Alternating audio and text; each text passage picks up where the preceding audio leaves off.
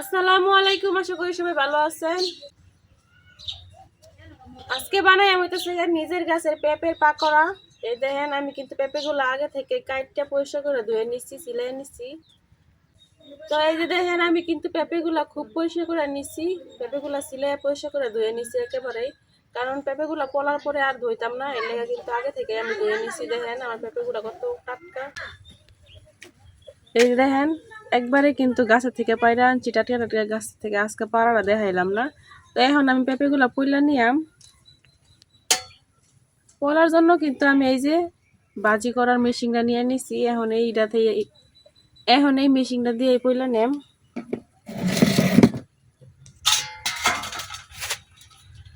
আসি কিন্তু আমি এই মোটাটা দিয়ে পড়লাম, কারণ মোটাটা দিয়ে পড়লে একটু তাড়াতাড়ি হয় আর ভালো হয়। এই যে পইলা নিতেছি।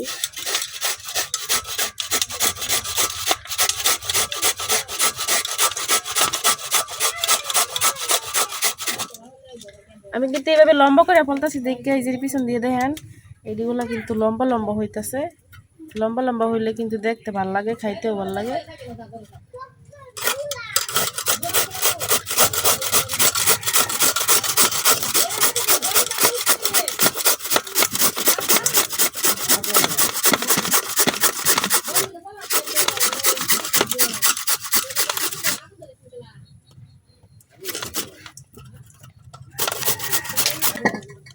এখন আমি সবগুলা পেঁপে এইভাবে পইলা নিয়াম।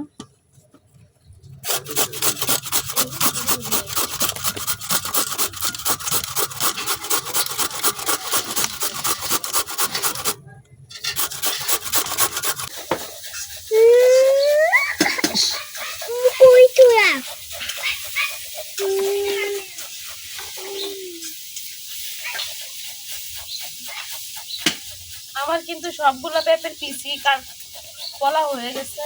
এই যে হাতের টুকি বাকি আছে।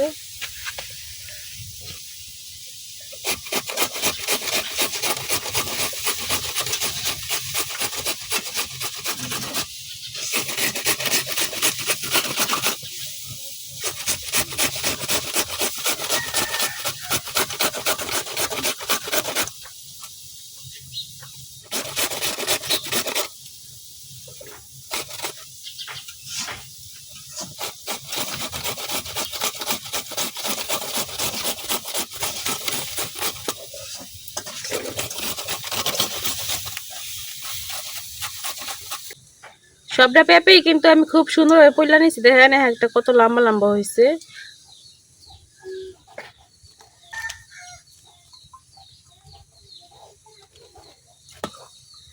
এখন আমি এর মধ্যে দিয়ে দিতেছি আদা বাটা করে রাখা ডাল, মসুর ডাল যেটা, ওইটা কিন্তু দিয়ে দিতেছি। আর কাটে রাখা পেঁয়াজ,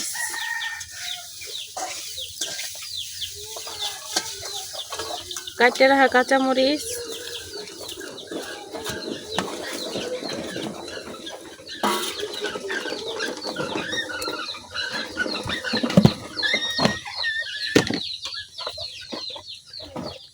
আর অল্প চাউলের গুঁড়া।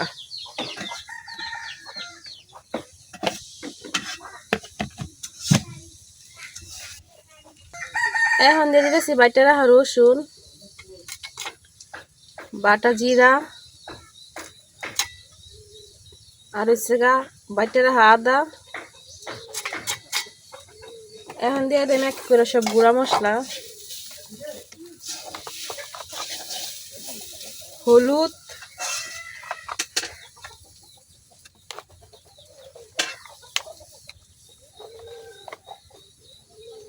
মরিচ,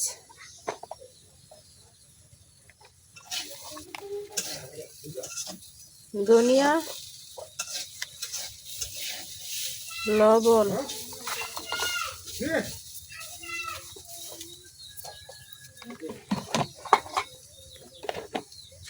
এখন সবকিছু একসাথে খুব ভালোভাবে মেশাইলাম।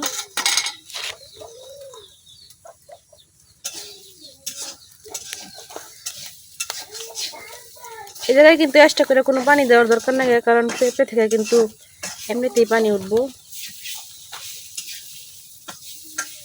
পেঁপেটা হাত দিয়ে যতবার মাখা দেন ততবারই কিন্তু ভিতর থেকে পানিটা বেরোইব।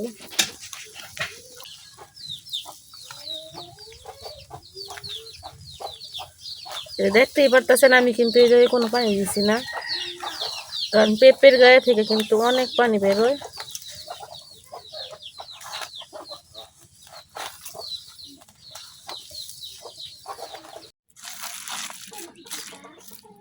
তো আমি কিন্তু খুব সুন্দরভাবে পেঁপের সাথে সব মশলাগুলা ভালোভাবে মিশিয়ে নিচ্ছি। এই যে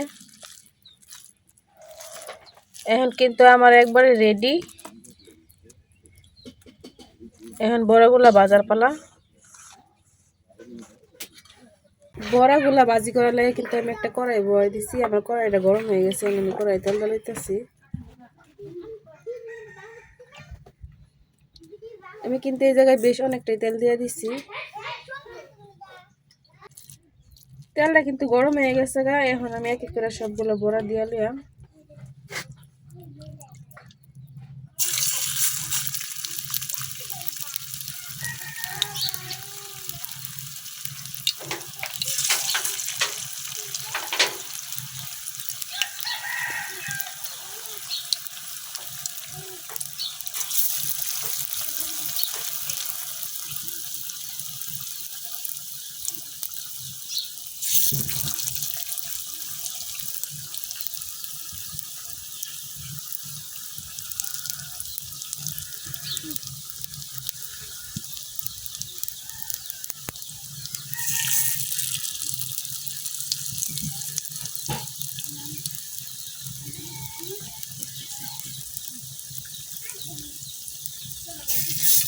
এই বড়াগুলো কিন্তু দিয়ে দিচ্ছি। এখন এটি ভাজাও। আমার বড়াগুলো কিন্তু এক সাইড হয়ে গেছে, এখন আমি আরেক সাইড উল্টাই দিতেছি।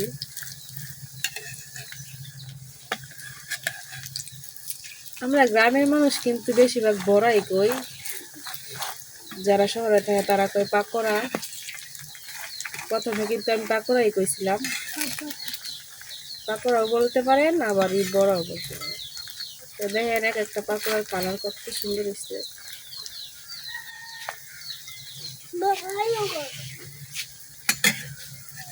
এটা কিন্তু ভাজি করলে বোঝাই যাইতো না যে পেঁপের বড়া।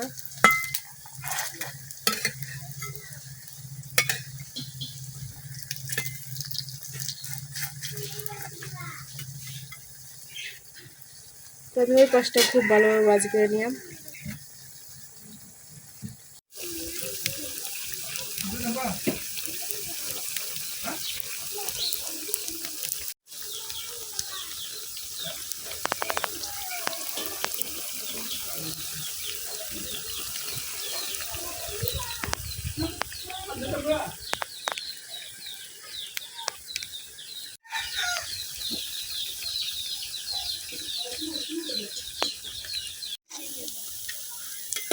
আমার সবগুলো বড়াই কিন্তু খুব সুন্দর হবে। আমি উল্টায় পাল্টায় ভাজা নিচ্ছি। এখন উড়াই নেম।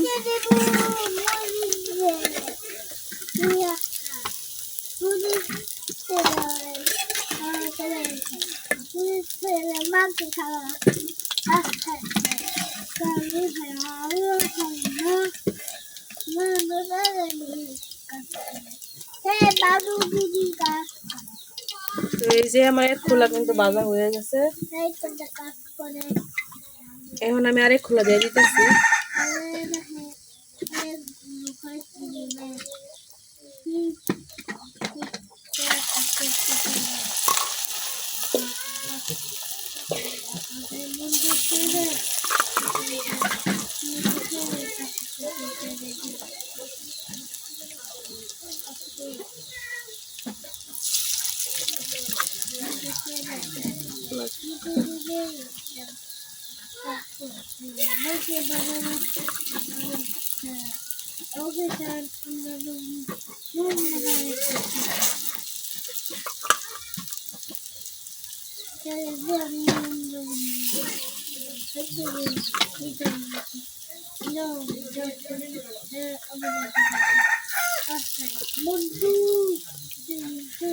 এই যে আমার এক খোলা কিন্তু দেওয়া হয়ে গেছে।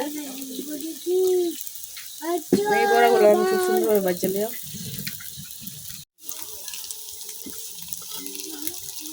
আমার এই বড়াগুলা কিন্তু ভাজা হয়ে গেছে।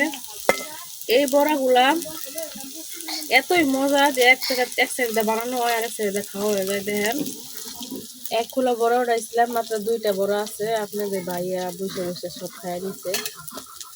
তখন আমি এই বাকি বড়াগুলা কিন্তু উঠাই নেব।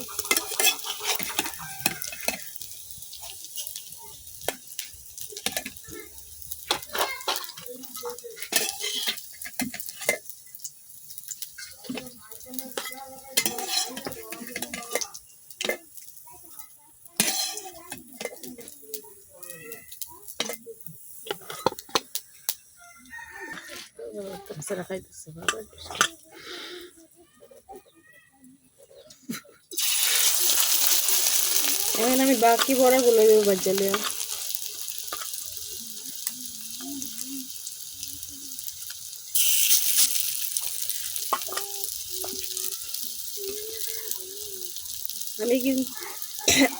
আমি যদি পেঁপেগুলো পরে ধুয়ে দিতাম তাইলে কিন্তু একেবারে পানি বেরিয়ে রইলে। দেখেন আগে পরিষ্কার করে ধুয়ে নিচ্ছি, এই জন্য কিন্তু পেঁপে থেকে কোনো পানি বেরোয় না।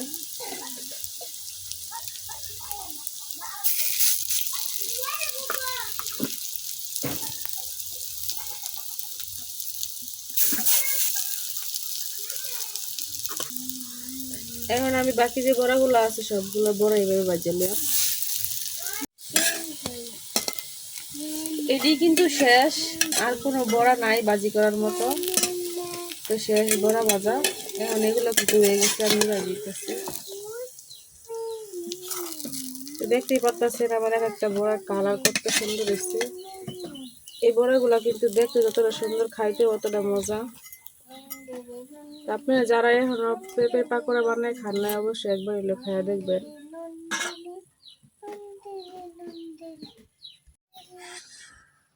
বড়াগুলো কিন্তু দেখে বোঝা যাইতেছে না যে এটা পেঁপের পাকোড়া,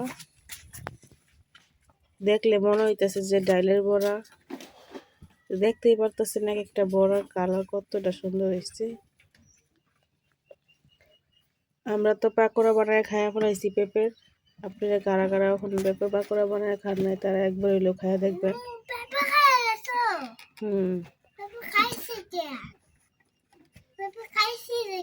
এই যে পেঁপে দিয়ে পাকোড়া বানাইছি।